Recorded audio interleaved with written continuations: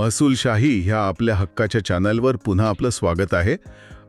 आजच्या या अत्यंत महत्त्वाच्या चर्चेत आपण बघणार आहोत की आपला सातबारा उतारा जरी अगदी कोरा आणि क्लिअर असला तरी आपली जमीन खरोखर सुरक्षित असते का. आणि म्हणूनच आपण 23 एप्रिल 2026 रोजी आलेल्या महसूल आणि वन विभागाच्या एका अतिशय ऐतिहासिक शासन परिपत्रकाची चिरफाड करणार आहोत. अगदी बरोबर. कारण हे परिपत्रक सामान्य शेतकऱ्याला किंवा जमीन घेणाऱ्याला भविष्यातील एका मोठ्या फसवणुकीपासून कसं वाचवेल हे समजून घेणं काळाची गरज आहे. हा व्हिडिओ शेवटपर्यंत नक्की बघा, कारण पुढे खूप उपयोगी आणि महत्त्वाची माहिती आहे जी आपल्याला भविष्यातही कामी येईल. चला तर मग कायद्याचं आणि तुमच्या फायद्याचं बोलूयात. नक्कीच. या विषयाच्या मुळाशी जाणं खरंच खूप गरजेचं आहे. आता मला सांगा, समजा एका सामान्य शेतकऱ्याने आपली आयुष्यभराची पुंजी लावून एक जमीन विकत घेतली. व्यवहार करण्यापूर्वी त्याने सातबारा तपासला, त्यावर मालक म्हणून फक्त एका व्यक्तीचं नाव होतं. इतर हक्क या रकान्यात वनाचा साधा उल्लेखही नव्हता. पण अचानक 2 वर्षांनी वनविभागाचे अधिकारी दारात उभे राहतात, होय ना? हो, तेच तर. ते म्हणतात की ही जागा राखीव वनक्षेत्र आहे. म्हणजे एकाच सरकारचा महसूल विभाग म्हणतोय की जमीन खासगी आहे आणि वन विभाग म्हणतोय की जंगलाची आहे. हा असा प्रशासकीय गोंधळ कसा काय शक्य आहे? हा जो जमिनीच्या नोंदींमधला विरोधाभास आहे ना, तो खरं तर अनेक दशकांपासूनचा एक जुनाट प्रशासकीय आजार आहे. आणि आता कुठं त्या आजारावर एक अतिशय तातडीचा उपाय शोधला जातोय. पण मग अचानक आताच का? म्हणजे मी काही बातम्या वाचल्या, त्यात वर्धा, नांदेड, यवतमाळ या मोठ्या रेल्वे प्रकल्पाचा उल्लेख वारंवार येतोय. एका रेल्वे प्रकल्पामुळे संपूर्ण राज्याच्या सातबारा नोंदी बदलण्याची वेळ का आली? यामागे खूप मोठं वास्तव आहे. आता बघा, वर्धा, नांदेड, यवतमाळ हा रेल्वे प्रकल्प जेव्हा कागदावर आखला गेला तेव्हा अधिकाऱ्यांनी साहजिकच महसूल विभागाच्या नोंदी तपासल्या. त्यांच्या सातबारावर ती जमीन एकदम क्लिअर होती. अच्छा, म्हणजे महसूलच्या कागदावर कोणतीही अडचण नव्हती. बरोबर. पण जेव्हा प्रत्यक्ष तिथे मशिनरी गेली, काम सुरू होण्याची वेळ आली, तेव्हा वन विभागाने तिथे लाल कंदील दाखवला. त्यांनी थेट आक्षेप घेतला की हे क्षेत्र त्यांच्या फॉर्म नंबर 1 मध्ये नोंदवलेलं वनक्षेत्र आहे. आणि इथूनच खरी अडचण सुरू झाली. बापरे, म्हणजे एका मोठ्या राष्ट्रीय प्रकल्पाचं काम थांबले असणार? हो ना.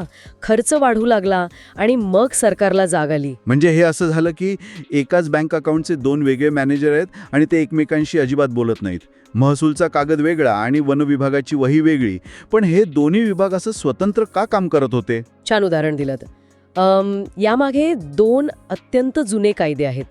पहिला आहे महाराष्ट्र जमीन महसूल संहिता 1966 आणि दुसरा आहे भारतीय वन अधिनियम 1927.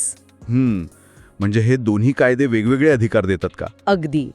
यातील पहिल्या कायद्याची तरतूद अशी आहे की जमिनीच्या मालकीच्या नोंदी ठेवण्याचा अधिकार महसूल विभागाचा आहे. ते हे काम सातबाराच्या माध्यमातून करतात. तर दुसऱ्या कायद्यानुसार वन संवर्धनाची जबाबदारी वन विभागाची असते आणि ते त्याचा अभिलेख फॉर्म नंबर 1 मध्ये ठेवतात. अच्छा, याच्या गावरान अर्थ असा की महसूल विभाग फक्त मालकी बघतोय आणि वन विभाग फक्त जंगल बघतोय. अगदी तसंच. दोन्ही विभाग आपापल्या जागी 100% बरोबर काम करत होते, पण त्यांच्यात माहितीची देवाणघेवाणच नव्हती.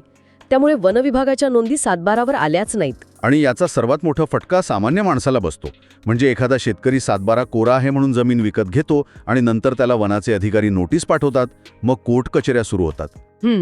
म्हणूनच 23 जानेवारी 2026 रोजी राज्याच्या मुख्य सचिवांच्या अध्यक्षतेखाली एक बैठक झाली आणि ठरलं की हा गोंधळ आता कायमचा संपवायचा.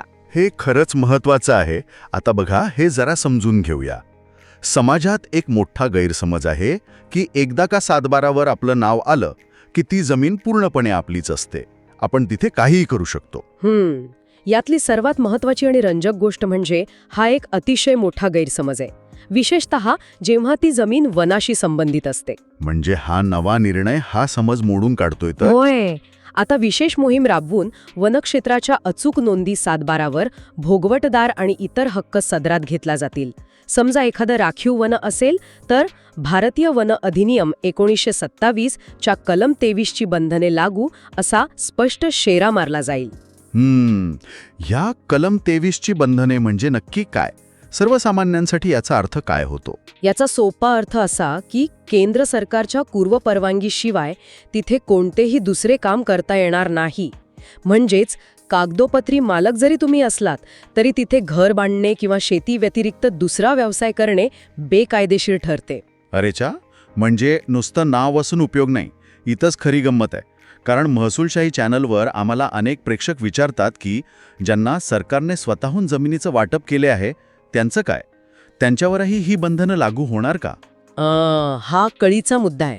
सरकारने भूमिहीनांना वन जमिनी वाटप केल्या, पण कायद्याची तरतूद अशी आहे की वन जमीन जेव्हा वाटप केली जाते तेव्हा तिचे निर्विणीकरण म्हणजे सोप्या भाषेत डिफॉरेस्ट्रेशन होणं गरजेचे असते.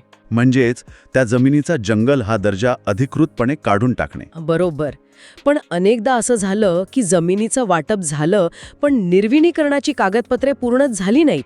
त्यामुळे माणसाला जमीन मिळाली, सातबाऱ्यावर नाव आलं, पण कायद्याने ते अजूनही वनच राहिलं. बापरे, मग आता अशा वाटप झालेल्या जमिनींचं काय होणार? आता नवीन परिपत्रकानुसार जर निर्विणीकरण झालेलं नसेल तर वाटप लाभार्थ्याचं नाव सातबारावर नक्कीच राहील, पण इतर हक्कमध्ये एक शेरा येईल.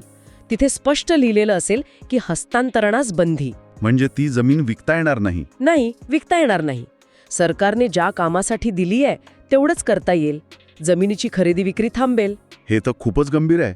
ज्या कुटुंबांना वाटलं होतं की मुलं मोठी झाल्यावर शिक्षणासाठी किंवा लग्नासाठी जमीन विकू, त्यांच्यासाठी हा मोठा धक्का आहे. बरं, चर्चा पुढे नेत आता आपण खाजगी वने आणि वनसदृश्य क्षेत्राकडे वळूया. हे नक्की काय प्रकरण आहे?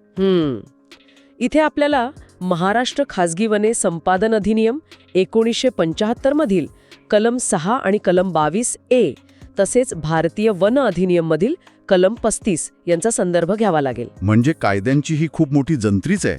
मग याचा सोपा अर्थ काय? सोपा अर्थ हा की खाजगी मालकी असली तरीही ती वनेच मानली जातील. सातबारावर खाजगी व्यक्तीचे नाव असले तरी केंद्र शासनाच्या मान्यतेशिवाय वनेत्तर कामास बंदी असा शेरा तिथे येईल. म्हणजे मी कोट्यावधी रुपये देऊन जागा घेतली तरी मला तिथे साधं शेडही उभारता येणार नाही? अगदी बरोबर. आणि इथे मी चर्चेत 2 क्विक फॅक्ट्स देऊ इच्छिते. पहिले म्हणजे 12 डिसेंबर 1996 रोजीचे सर्वोच्च न्यायालयाचे वनसदृश्य क्षेत्राबाबतचे आदेश. 1996 सालचे आदेश, म्हणजे तब्बल 30 वर्ष जुने. होय, सर्वोच्च न्यायालयाने तेव्हा स्पष्ट केलं होतं की अशा ठिकाणी वृक्षतोड किंवा अकृषिक वापर करता येणार नाही. पण 2 विभागात संवाद नसल्याने ते सातबारावर आलेच नाहीत. आता मात्र थेट सर्वोच्च न्यायालयाचे दिनांक 12 डिसेंबर 1996 चे आदेश लागू अशी नोंद होईल. आणि दुसरी क्विक फॅक्ट कोणती? म्हणतो उच्च न्यायालयाचे 17 सप्टेंबर 2018 चे आदेश आहेत की खाजगी कांदळवन असले तरी तिथे वनेत्तर कामास पूर्ण बंदी आहे. या नोंदीही आता सातबाऱ्यावर येतील. मग या सगळ्याचा नक्की अर्थ काय? हे सगळं प्रत्यक्षात कसं राबवलं जाणार आहे? कारण एवढ्या लाखो नोंदी दुरुस्त करणं सोपं नाही. याची काही स्पष्ट चेकलिस्ट आहे का? हो, शासनाने 3 टप्पे ठरवले आहेत. पहिला टप्पा, वन अधिकारी आणि तलाठी हे प्रत्यक्ष एकत्र बसून दोन्हीकडच्या नोंदी तपासतील. बरं. दुसरा टप्पा, चुकीच्या किंवा नसलेल्या नोंदींची यादी तयार करून ती उपवन संरक्षकांकडे दिली जाईल. अच्छा, म्हणजे वरिष्ठ पातळीवर छाननी होईल. आणि तिसरा टप्पा, जिल्हाधिकाऱ्यांच्या मान्यतेने 31 मे 2026 पर्यंत सातबारा अचूक करण्याचं हे काम पूर्ण केले जाईल. 31 मे 2026 म्हणजे खूपच कमी वेळ आहे.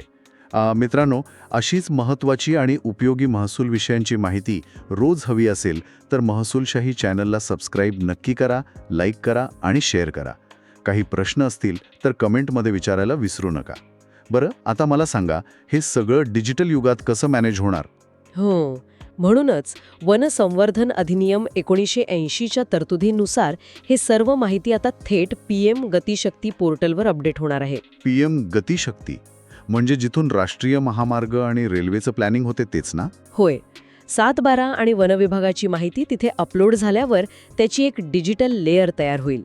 त्यामुळे भविष्यात कोणताही अधिकारी जेव्हा नवीन प्रकल्प आखेल तेव्हा सिस्टम लगेच रेड फ्लॅग दाखवेल की इथे वनविभागाची परवानगी लागेल. वाह, म्हणजे जो रेल्वेचा खड्डा सुरुवातीला पडला होता तो आता कायमचा बुजवला जाईल. चला तर मग चर्चेच्या शेवटी या संपूर्ण माहितीचा थोडक्यात आढावा घेऊया. नक्कीच. शासनाने 31 मे 2026 या तारखेपर्यंत सातबारा दुरुस्तीची मोठी मोहीम हाती घेतली आहे. त्यामुळे केवळ सातबारा कोरा आहे हे बघून चालणार नाही, तर इतर हक्कामधील वन विभागाच्या नोंदी तपासणे सामान्य माणसासाठी अतिशय गरजेचं झाले आहे. आणि याला जर आपण मोठ्या चित्राशी जोडलं तर 7/12वरील या डिजिटल पारदर्शकतेमुळे भविष्यात जमिनीचे गैरव्यवहार पूर्णपणे थांबतील का? की सामान्य माणूस नव्या डिजिटल लाळफितशाहीत अडकेल? हा विचार करण्यासारखा मुद्दा आहे. अतिशय मार्मिक प्रश्न उपस्थित केलात तुम्ही. तर मित्रांनो, तुम्हाला हा व्हिडिओ कसा वाटला ते नक्की सांगा. जर तुम्हाला ही माहिती उपयुक्त वाटली असेल तर महसूलशाही चॅनलला सबस्क्राईब करायला विसरू नका. पुढच्या व्हिडिओसाठी कोणते नवीन विषय घ्यावेत तेही कमेंट्समध्ये सुचवा. आणि हो, आपल्या महसूलशाहीच्या व्हॉट्सॲप आणि टेलिग्राम ग्रुपमध्ये नक्की सामील व्हा, जेणेकरून नवनवीन अपडेट्स तुम्हाला थेट मिळत राहतील. बरोबर. हा व्हिडिओ आपल्या मित्रांना व्हॉट्सॲप ग्रुपमध्ये फॉरवर्ड करा, जेणेकरून माहिती प्रत्येक गरजू व्यक्तीपर्यंत पोहोचेल. लवकरच भेटू पुढील भागात. धन्यवाद. जय महाराष्ट्र.